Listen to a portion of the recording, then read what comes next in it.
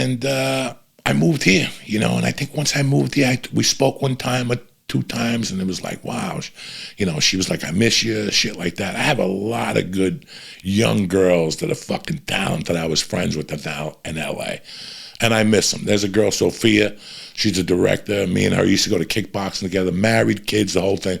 We were tighter than fuck. That chick's about to bust the fuck out as a director. She just sent me a short film she did tremendous. I mean, you know, there's a lot of young girls like that I knew they were on the straight and narrow. It's not their fault they're fucking hot. You know what I'm saying? You ever see it like, it's not her fault she's hot. This chick has a sweetness of, you know, Rachel has a sweetness of, I don't even know what to say to you. But I followed her career. And then, here's the funny thing. Before I left, I remember asking her if she wanted to go on the road with me for two weekends I had or something. And she was like, absolutely. Because I was going to Denver, and I wanted to bring her to Denver to introduce her to that market. She's a hippie, a reefer chick, you know. So she called me, and she was like upset. She goes, I got to cancel because of Jackass movie if you don't want me to do it. And I'm like, what? You fucking go do that. You don't worry about your weekend in Denver or fucking, you know, wherever else I was going, Louisville, not Louisville, Great Club, and where fucking Paducah, I don't fucking know. What's the name of that? Kentucky. That's a great fucking club in Kentucky. Not the one in Louisville. I've never been in the one in Louisville. It could be a great club. I'm talking about the one in where the University of whatever is, they just lost to St. Peter's. Anyway, they were the first upset, St. Peter's upset. So she couldn't go because of Jackass and stuff, and I didn't know. Guys, I haven't watched Bam Margera beat up his father in fucking a long time. That was my all-time favorite. Bam would beat up his father and fucking hit him with the pillow with feathers and shit. Hysterical. And a couple of weeks ago, my phone started ringing, and people like, hey, man, we went to fucking see Jackass, and Rachel Wolfson stole the fucking show. And I'm like, what? I'd forgotten all about her being in. And people just kept, then Lee came. Lee called me. He's like, dog, the girl that was on the podcast, she's fucking great in Jackass. I go, Rachel, yeah. Like, you know, it wasn't like it was her friends calling me, going that Rachel did great. It was people that I didn't expect to call me. Like Lee, but for Lee to say she was fucking great and stuff, that some scorpion bit her in the face and shit, I was so fucking happy. I think I talked about it on here, and then I went on Rogan, and I talked about it on Rogan because I want everybody to know who the fuck she is. I want everybody to know who this girl is. She's sweet, she's funny, she's kind, and if anybody deserves this, it's this girl. Like, I have a little 20-minute interview with her. I hope you guys watch. We kept it short today. She had to go to Paramount and do a bunch of things. She's blowing up like you thought I would. Called the Crip, same number, same hood. It's all good.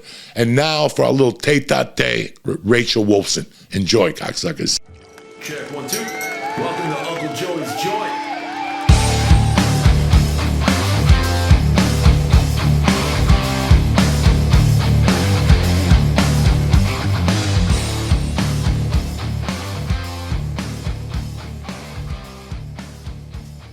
Hi, Uncle Joey. My beautiful little niece. What's happening? How are you? Very good. It's better now that I get to see you and talk to you. Welcome you to the joint and shit. Thank you I have the blunt right here. Me too. I got a little vapor pen right here. I got the bong, but I can't. My daughter comes home at 3:15. Oh, so we gotta start now. No, I don't give a fuck about that. We can't smoke reefer. She doesn't give a fuck. She comes down here and smells it, she'll have a heart attack. Oh no. Dad, what's that smell? Gardening. Congratulations on all your recent success. It's so funny because I was really proud, Rachel.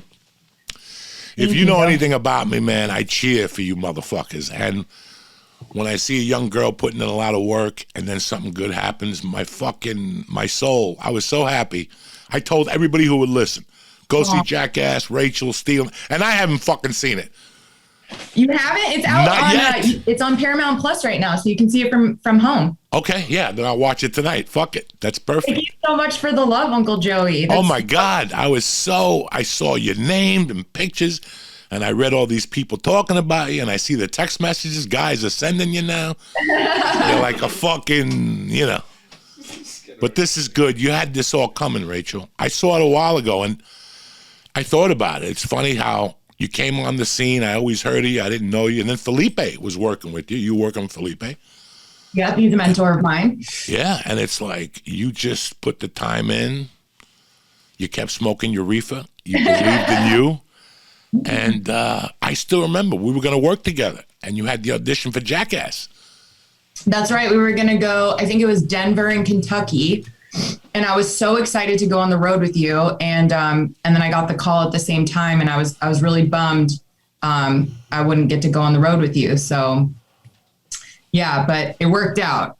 Fucking hell it did. Nothing was going to happen with me. You made it happen on your own. Can you tell us the auditioning process? How did it go down? How did they find you? I'm kind of a modern day Hollywood story because Knoxville found me on Instagram. I had been posting content for years, memes, jokes, funny pictures, my stand-up. And one day I just noticed he liked a bunch of my stuff, and he was very supportive of me online. Like my ex-boyfriend wouldn't even like as many photos as Johnny Knoxville would. So one day he slides into my direct messages and was like, hey, do you want to hop on a phone call with me? I want to ask you something. And so my mind was blown. I was like, am I being pranked right now? And then the next thing I know, I'm on the phone with the real Johnny Knoxville. And he was like, we're shooting this anniversary special, a Jackass anniversary special. Is this something you'd be interested in? And I was like, absolutely. Because at the time they didn't tell anyone that it was the movie.